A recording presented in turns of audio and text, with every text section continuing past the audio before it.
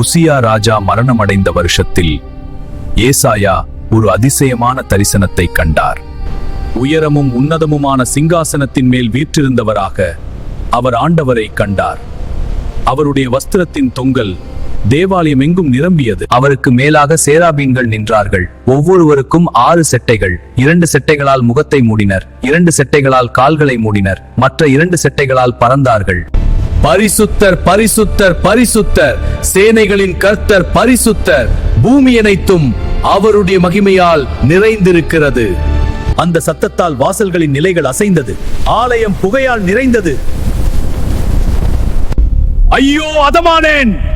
நான் அசுத்த உதடுகள் உள்ள மனுஷன், அசுத்த ஜனங்களின் நடுவில் வாழ்கிறவன். ஆனால் ராஜாவாகிய கர்த்தரை என் கண்கள் கண்டதே.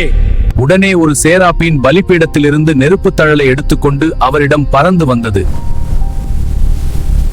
பரிசுத்த தேவனை காணும் போது மனிதன் தன் அசுத்தத்தை உணர்கிறான். தேவன் அவனை சுத்திகரிக்கிறார், அழைக்கிறார், அனுப்புகிறார்.